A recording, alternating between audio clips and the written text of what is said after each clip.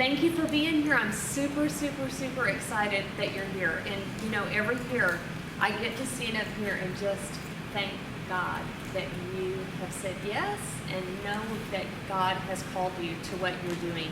It's really exciting. This is the best part of my job. It's the most stressful, but it's also the best part of my job because I get to see God at work and I get to see God moving. And this morning we had that sermon series, the All-Ins, and you probably are seeing my shirt with the All-In on it.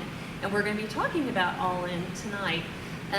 But it really is amazing to see how God moves in people's hearts, and we did have a good response. So I actually have some people that are at this meeting because of the pastor's sermon, and they signed on. So isn't that awesome how God works? I wanted just to start with just a little bit about me. I'm Melinda Phillips, for those of you who don't know me, and I've been chatting with some of you on the phone, but I wanted you to just get a little bit about me personally, because I really do have a husband and kids, and you won't ever see them with me, but here they are. And this is my husband, Ken, and he goes to church here at Sugar Creek. He attends a ABF class and then goes to an 11 o'clock service. So literally, we do not see each other on Sunday morning. And so that's Ken, and then this is my oldest son, Zachary. He's 27. He works down at, well, I hope you never see him at the place that he works, because he works at the Fort Bend County Jail.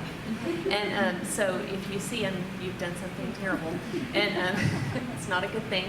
But he works as a corrections officer down there.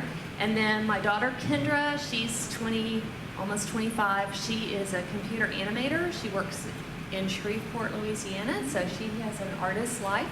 And then my son, Connor, he's a senior this year at LeTourneau University in Longview, and he's studying engineering. So I have three very remarkably different children as far as what their interests are and how their brain functions and that sort of thing. So challenging as a parent, but always keeps things hopping. But I want you to see my children that I have at my house right now. These are my dogs. This is my sweetheart, Tucker, and then this is Fiona. And, after the kids leave home, the dogs become more important, so that's I just wanted to show you them too, because they live with us and they're inside, and they're my babies now. So if you see me on Facebook, and you can friend me if you're on Facebook, it's Melinda Abel Phillips, and you'll see pictures of Tucker and Fiona quite frequently on there. And I like to tell a story about Tucker. When we first got Tucker, we got him from a shelter. He was a shelter dog. And Fiona we paid money for, but Tucker, just got him from a shelter. And he's like a Shih Tzu Schnauzer mix. And he's a good soldier. He keeps our backyard patrolled and, keeps us from having squirrels and birds and everything in the backyard. And but when we first got Tucker, he came from the shelter, and we like to say that he was in the circus. He was on a circus train. That was the story that we made up for him, that he was riding around in the circus and he jumped off the train and somehow got lost from the train. And so the shelter found him and picked him up. And when I brought him home, I was really excited to have him, and I knew he was going to be my baby and everything. But he didn't know me at all, and he didn't know that my house was a good place to be and that he wanted to stick around. He still had that circus train mentality, and being, on his own, he was feeling like the wanderlust and that sort of thing. So he got out of the backyard. I had, not very smart, but I had left home and left him in the backyard. I was only going to be gone an hour or something like that. And when I came home, he had gotten through the fence. And so I'd only had him maybe 2 days. But I was just fit to be tied, and I'm going all over the neighborhood, and I'm calling him, well, I'm, of course, calling him by his name, Tucker. Does he know that his name is Tucker? No. He doesn't know my voice. He doesn't know his name. He really doesn't know anything. So I'm on the phone with friends going, I've already lost the dog. It's real upsetting. So I'm running through the neighborhood looking for him. I'm calling his name. He doesn't know his name. He doesn't know my voice. And it took me all the way around. I went to the other 2 blocks over. There he was. He was in the yard. And even though I was from me to you, Laurel, he still was not looking at me. He didn't even know that I was calling him. And I had to get almost on top of him to pick him up to bring him home with me. So anyway, I did get my Tucker dog back, and he was mine. And he knows my name now. I think it would be a different story now if he got out and he would know my voice. He would know his name. Lots of things have changed since then. I tell this story because I think it's the same with us. Some of you are newer to a relationship with God than other people. Some of you have known the Lord for a long time, and you know his voice. You know when he's calling you. We work the same way.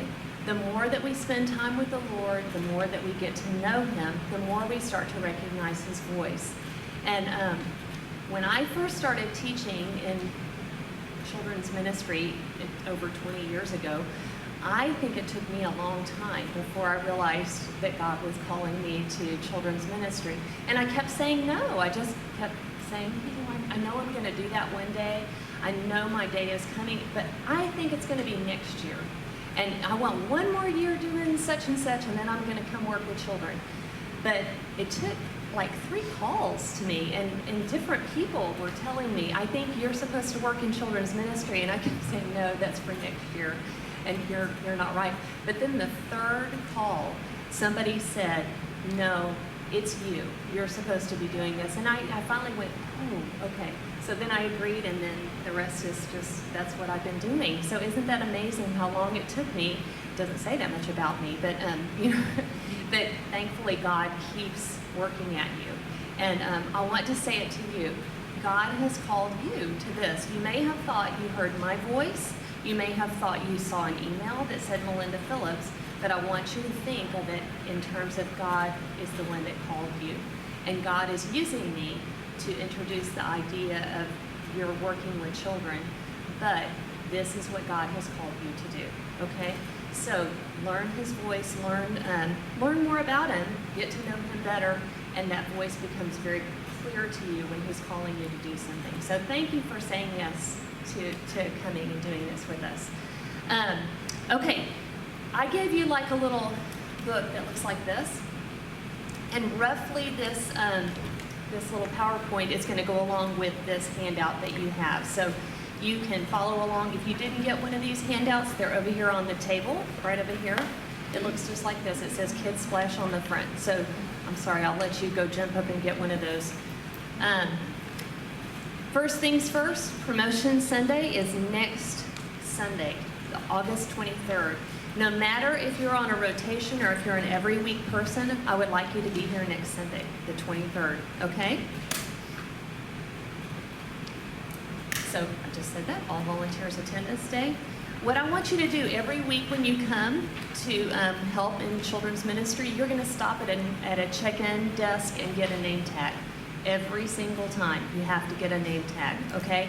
That helps us in a couple of ways. It helps us because people, of course, the parents will know your name. Hopefully they'll start learning who you are instead of just calling you that lady that's in the room, which people do that all the time with me. I don't know the teacher's name, it's that lady that's in there, you know.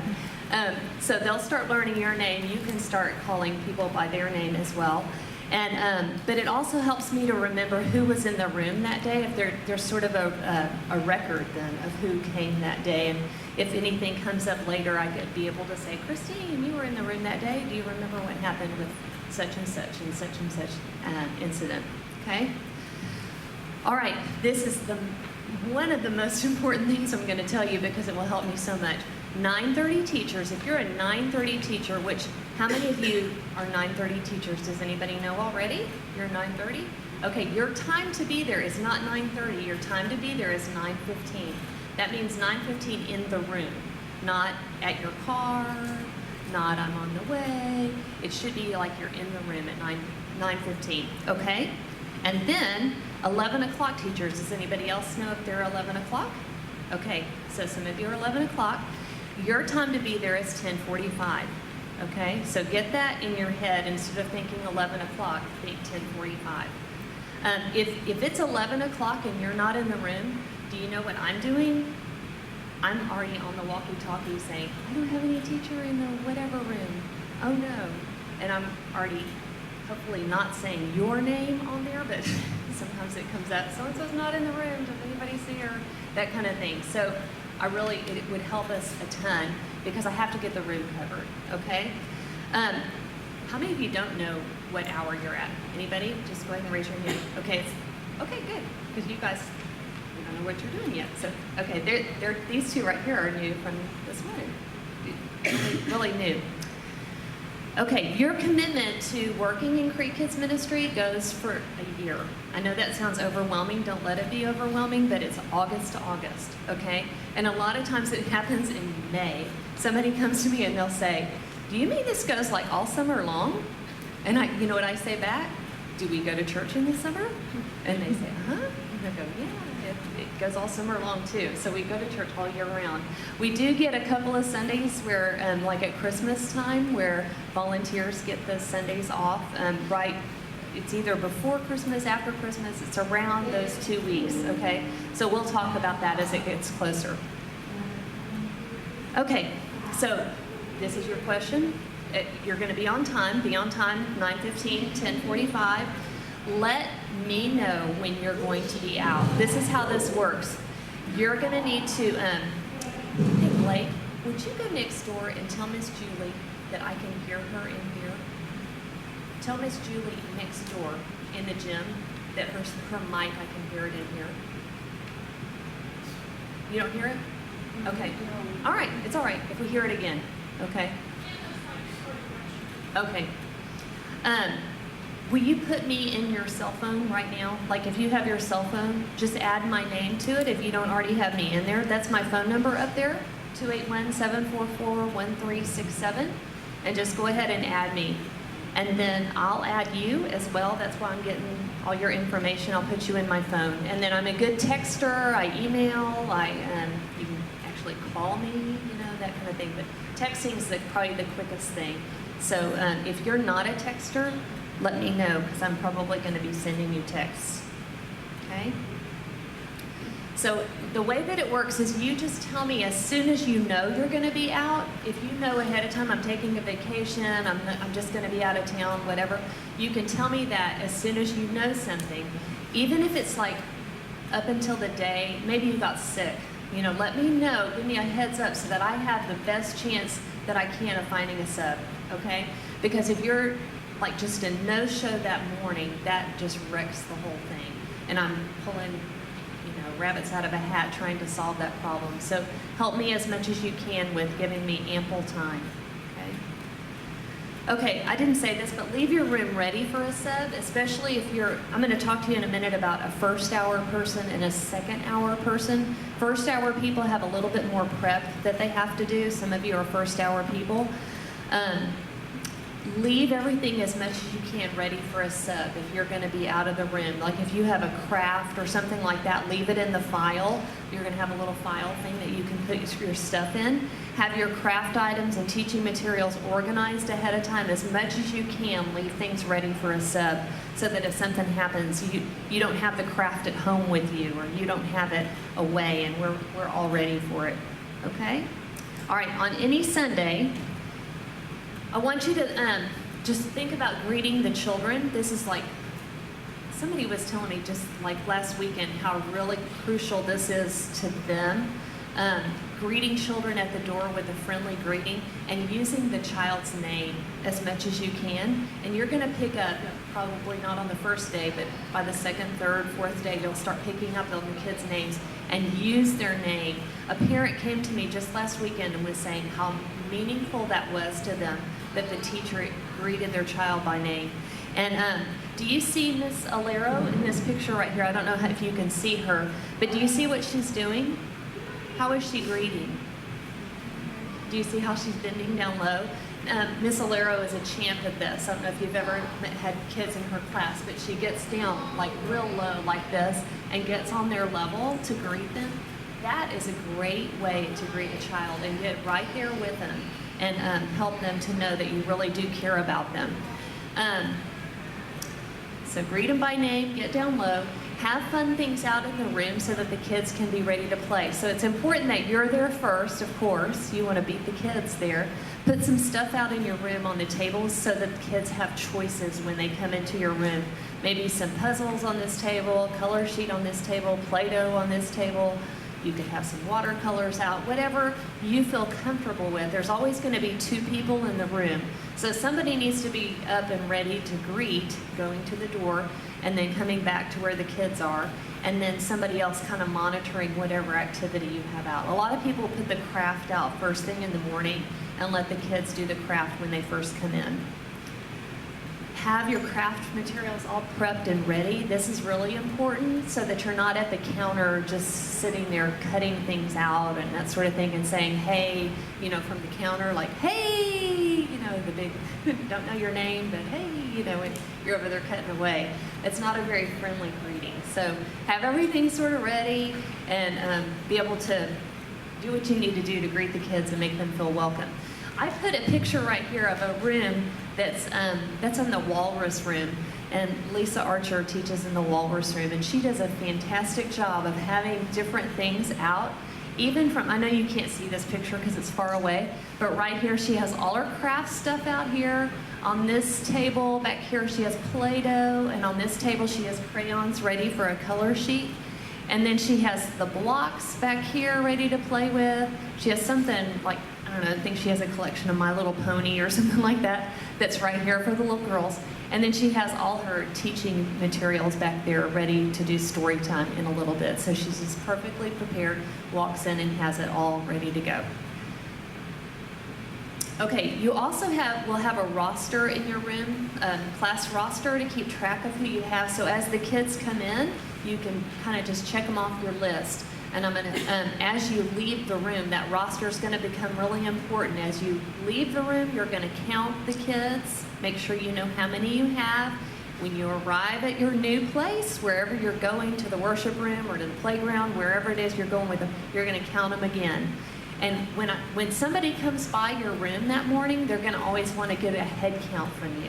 So there's going to be one of the directors or me come by, and we have a little head count sheet, and we always want you to be able to just say, I have 9 kids, instead of, hang on a minute, you know, kind of have it in your head, a running count, okay?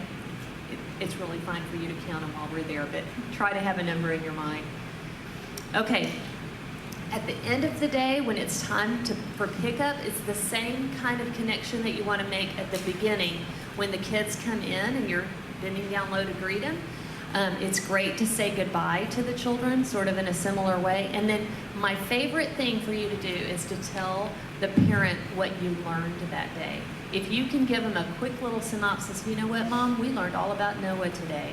It was really great. We saw that there was a rainbow, and give the parent an idea of something they can have a conversation with their child as they leave. Because isn't that fun to think about how they're going to leave then and talk about Noah with their child and have a whole conversation about what the child learned. When my kids were little, every day that I would ask my kids, and one of them was really bad about this, I would say, what was your story today? And every time I asked it became Jesus walking on the water.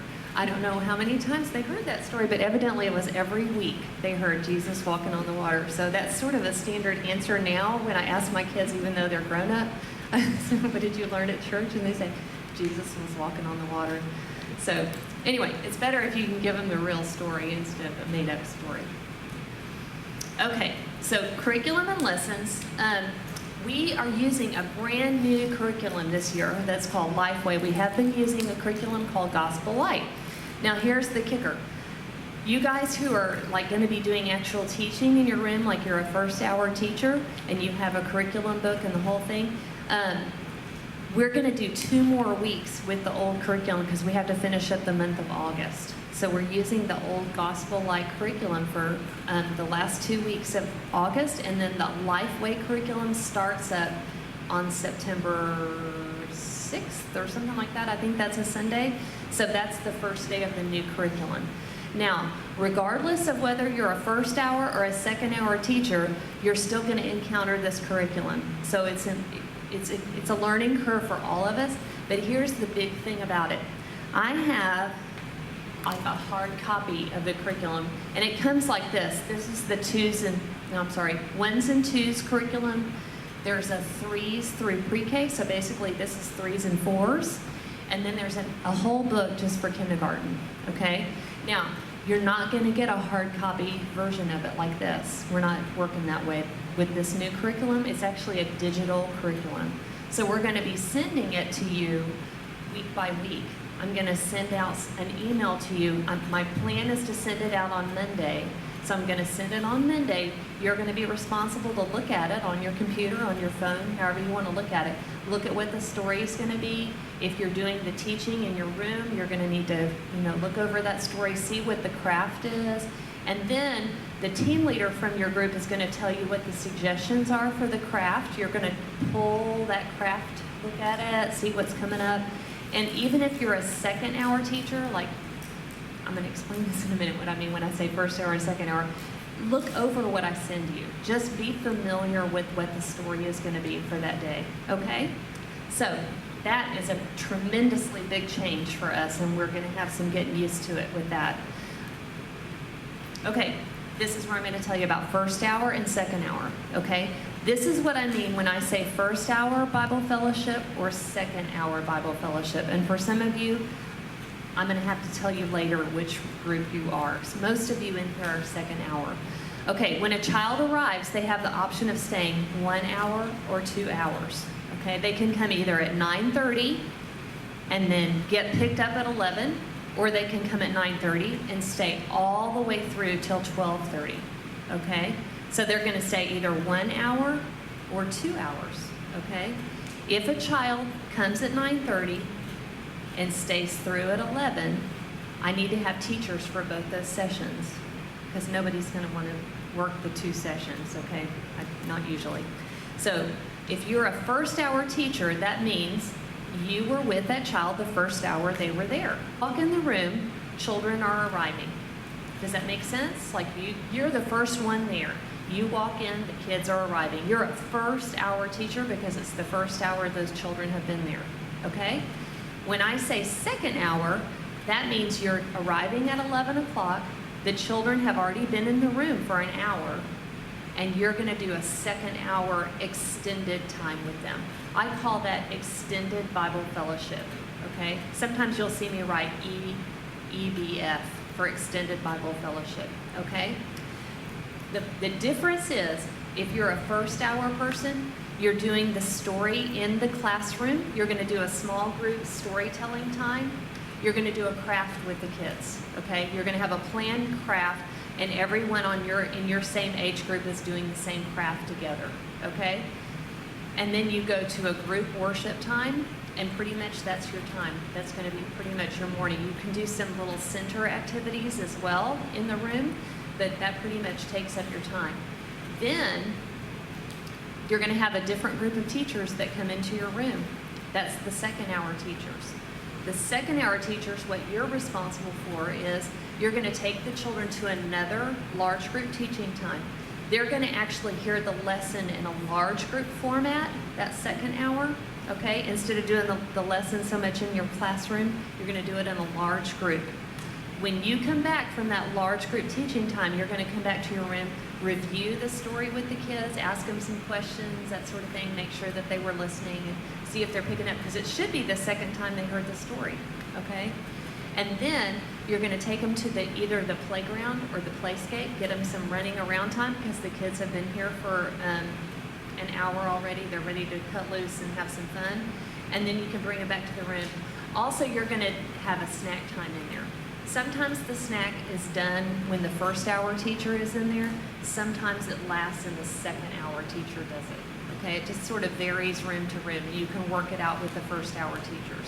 Okay, I have a lot of rotations with the second hour teachers. Almost everybody that works as a second hour teacher does it on a monthly rotation, month on, month off. Okay, so I do even months or odd month rotations. So some of you, if that sounds familiar to you, like you're an even month or an odd month person, you're second hour people. Okay, raise your hand if you do not know whether you're first hour or second hour. If you don't know, okay, you two, I know you don't know. I need to get y'all squared away. Do y'all know? If you know your first hour, your second hour. Y'all are second. Okay. I'm trying to remember where I put you. I put you in. Which room did I put you in? I forgot where I put you. Oh yeah, your first hour. Yep. Okay. Y'all all know, you know your second, right? You are first hour. You're a first hour teacher. Okay. You don't know, you are, I'm almost positive you're a first hour. Okay? But let me get back with you on that one because I can't remember exactly where I landed you. Okay. That's a big, I know it's confusing and I'm sorry, but it's the best I can explain it. It'll make more sense as you get into it and experience it. Oh yeah, this is really important. If you're an 11 o'clock teacher and you're going into a class at 11 o'clock, there are first hour 11 o'clock teachers as well, okay? Like Zamora, you're a first hour 11 o'clock teacher, okay? What that means is I have classes that are startup classes at 11 o'clock. If a child comes in at 11 o'clock and they haven't been there yet, they go to a first hour class. Do you see what I'm saying? Because I want them to have the small group teaching going on. I want them to do a craft, and they're not going to go to the playground. Okay, they're going to go to the large group teaching time. Does that make sense? Because I want them to have the full benefit of a first hour experience. Okay? All right. Oh, I say on here, do your best storytelling. Do you see this is Miss Julie Dollop. She's doing her best storytelling. And the reason I like Miss Julie is because she'll always bring in something creative to do that story with. She acts it out. She does something crazy. And she'll bring in little props and stuff like that to help her. And one thing I'm going to ask you not to do, if you're the person in the room that's telling the story, is to have the lesson book in front of you and just read the lesson. That is like so boring. What I want you to do is read over the lesson in your book and get familiar enough with it. Read it out of the Bible to where you know the story on your own, and then you can tell the story using your own words and make it more creative, make it more fun, okay? So, do whatever you want to do to make it fun. There's going to be some suggestions in the curriculum to help you with that. One of the things that I really want you to think about is using your Bible. Like, have a real Bible in front of you and open your Bible to where that story is in the Bible. And, a lot of times you can even take the story that's in your book, put it in your Bible, kind of tuck it in and make it look like you're looking at the Bible, but you really are looking at the story, but it looks like to the children that you're reading it from the Bible. It's really important that kids know that the story you're telling them is true and it's real and it's from the Bible, and that the Bible is real and true. And say that every time you're telling them a story. It's really important. Okay. This is where I'm going to talk about choices. Remember how I talked about when the kids come in the room, you want to give them lots of things to do in the room, like Miss Lisa's room. Remember how she had the craft over here, and she had Play-Doh here, and she had puzzles over here, and she had different things. When a child walks in the room, especially a preschooler, they will come in the room much more readily if you can say, "Hey, Bobby, I'm so glad you're here today. Today we're going to be doing Play-Doh, we're going to be doing watercolors. Which one sounds more fun to you?"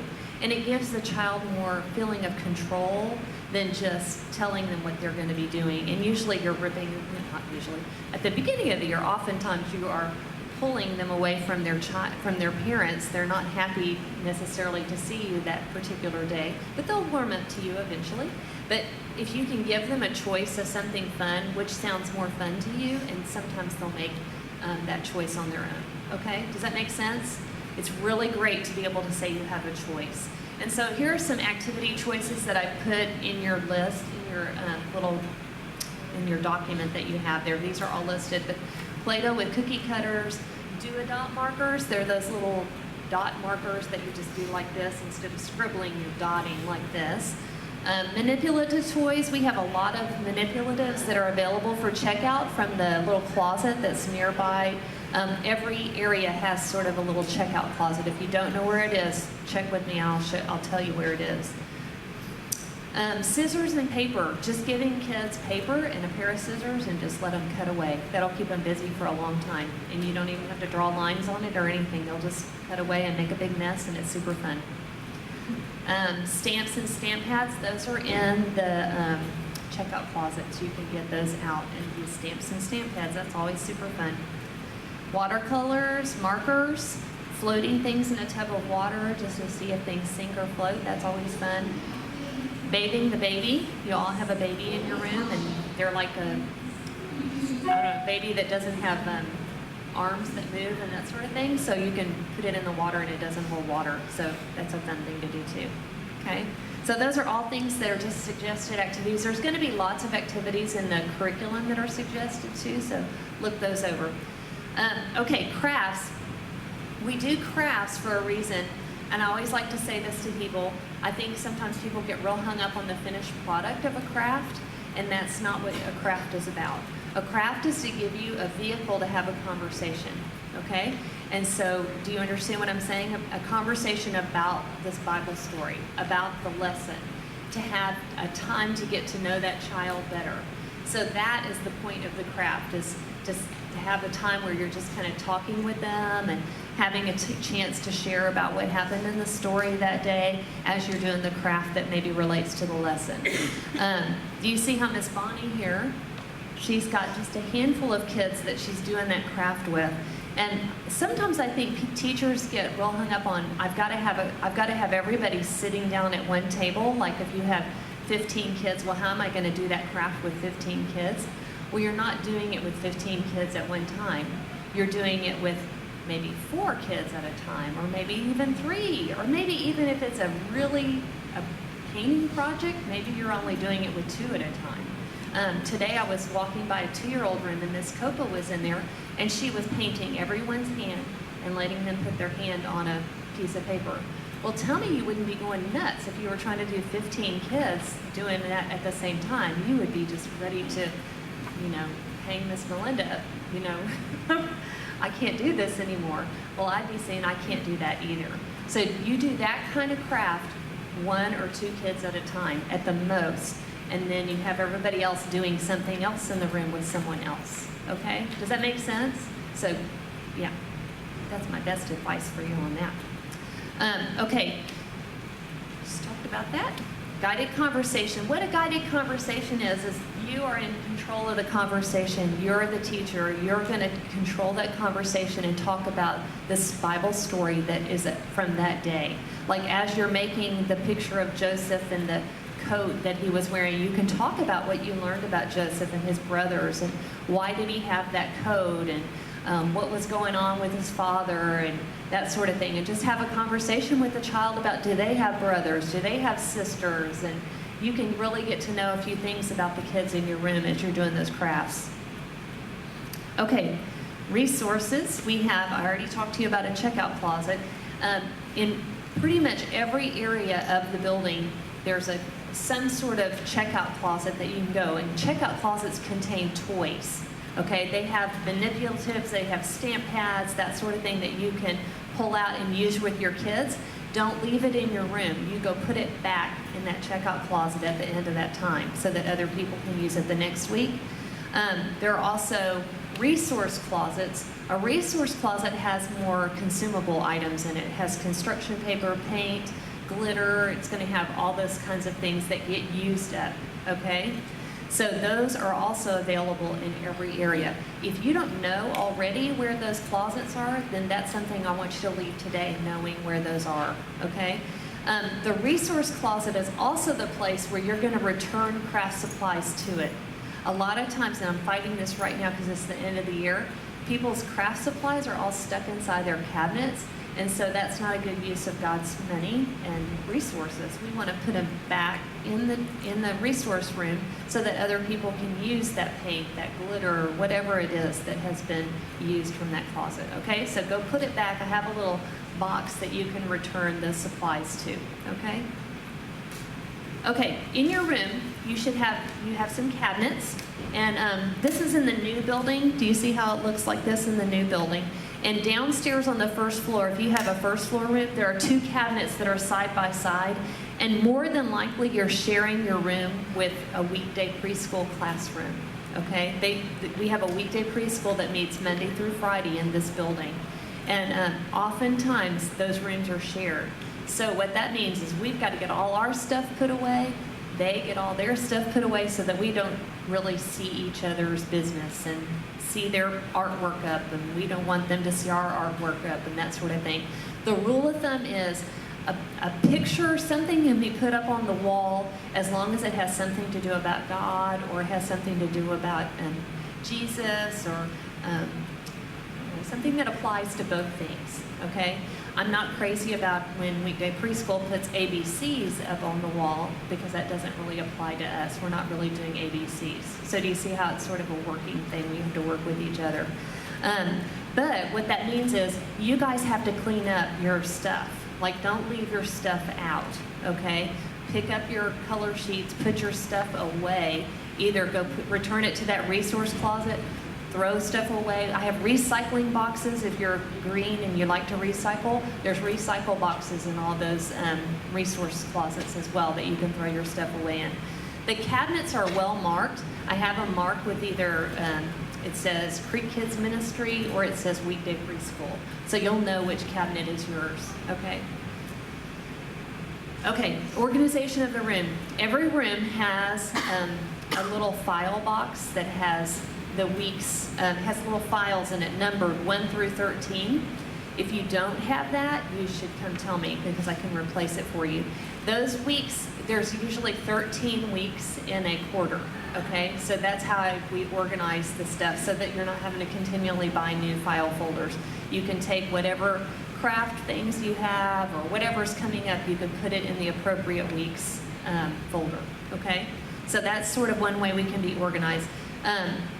You're welcome to organize your cabinets to do whatever it needs to have done to it to keep it organized. Some of them are in sort of rough shape right now, okay? So if you walk in and you feel like, boy, I'd really like to organize these cabinets, I am empowering you right now. You have the power to control your cabinets. Talk to the other people that use the room, that take charge, own it. You can do it. Yeah. It's a great thing to be organized. Okay, safety and security. I'm going to blow through these last things, but this is really important. I talked to you about this already. Count, count, count. You have your roster. You're going to have the kids circle, check, whatever feels good to you, but always know how many you have when you leave, when you go, when you come, counting all the time. Take your roster with you when you go, okay? It's not enough to be able to say, I had 10 while ago and now I have 9. And then come to me and say that and watch my face kind of freak out a little bit because I need to know who are you missing and then we can start looking for them, okay? Do you see what I'm saying? So kind of know who you have. Well, don't kind of know. You need to know who you have and then keep track of them. Especially, see these little guys, they have a rope. The first floor groups really use a rope pretty often.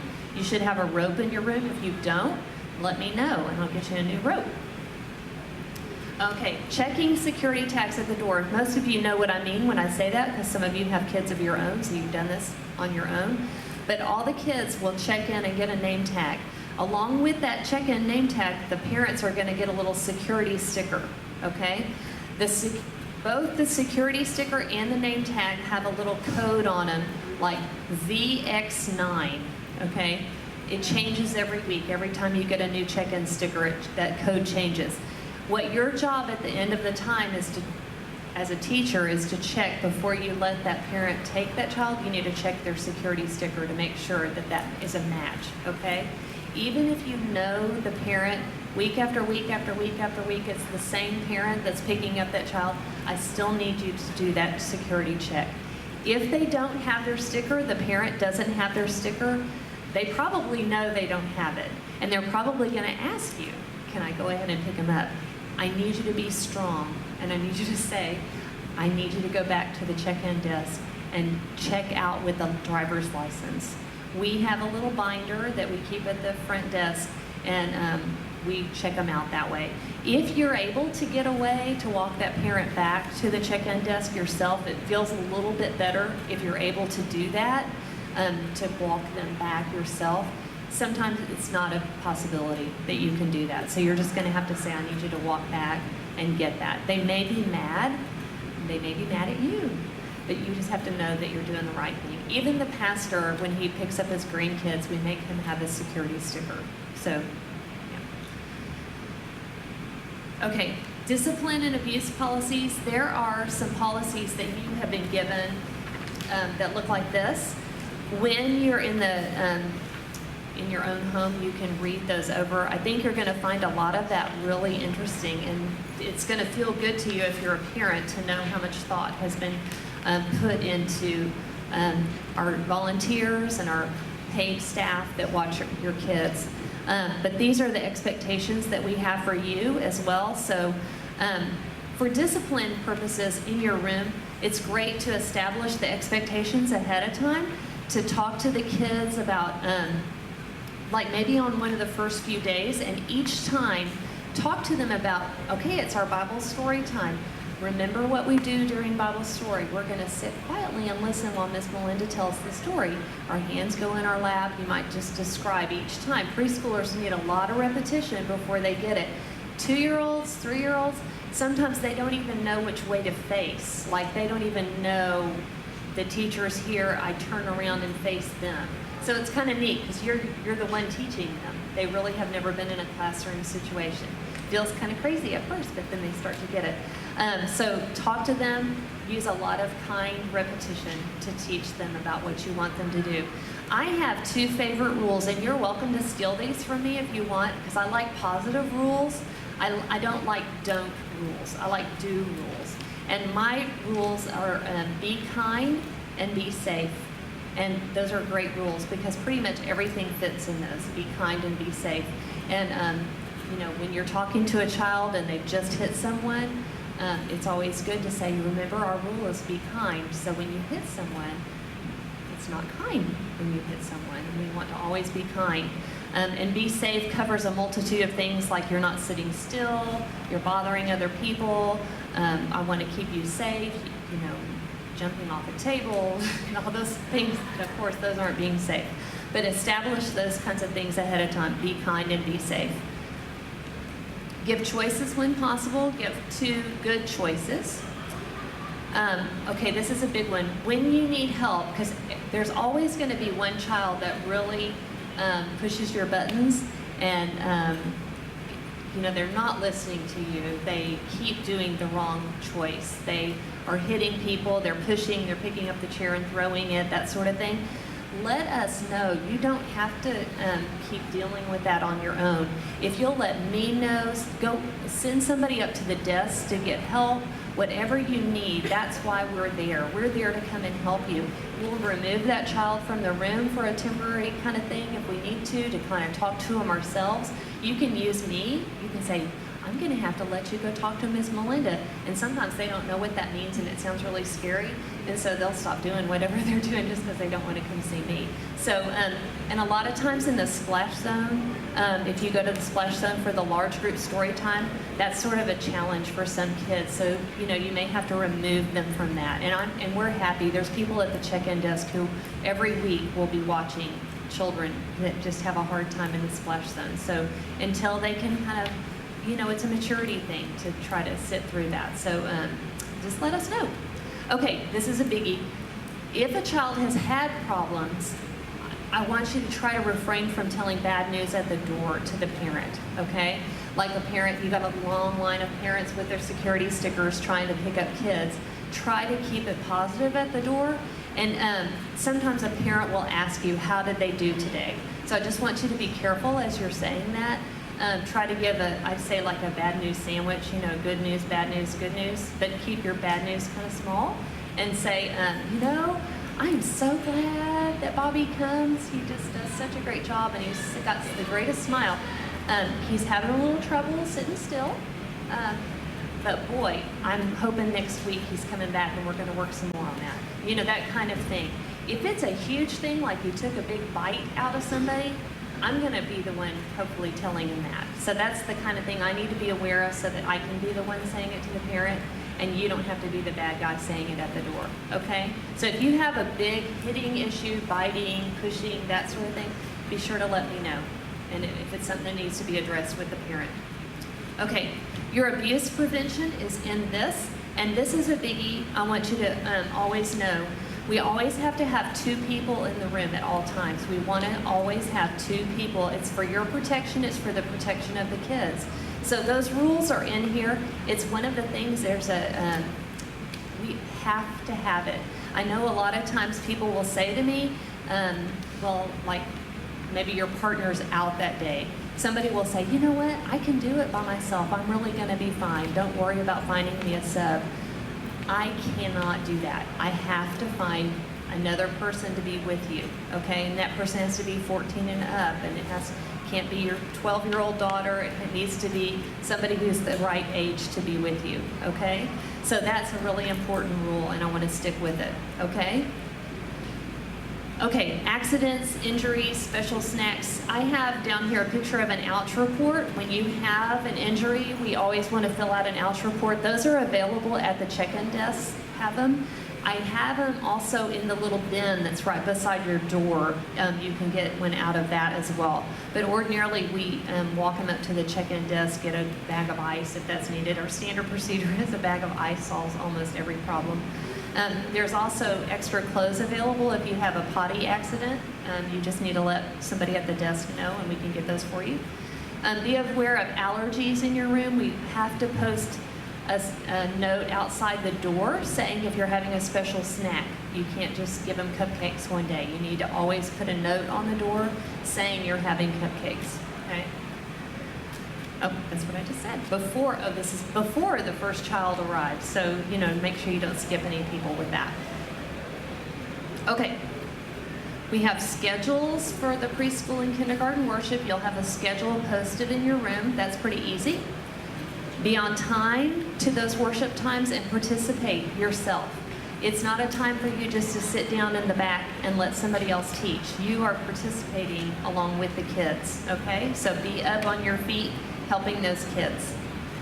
Also, correcting behavior. It's your job as a teacher to correct behavior, not the person from the stage. I don't want the person from the stage having to fix whatever's going on out in the ground floor.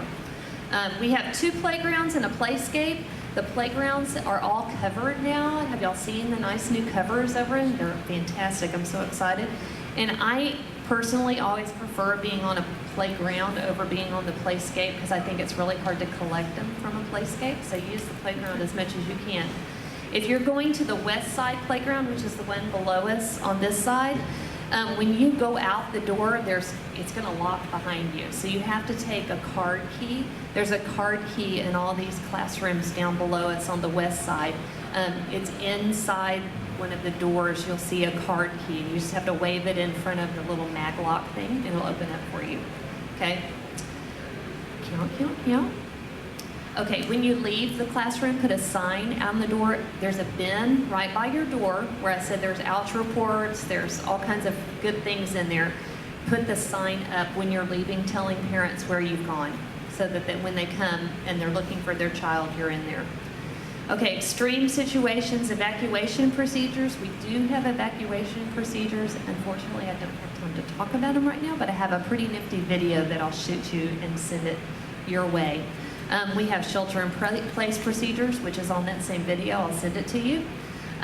Emergency folders are in that bin right by the door that I was just talking about. That's also in the video. An evacuation map is right there by the door as well. Okay?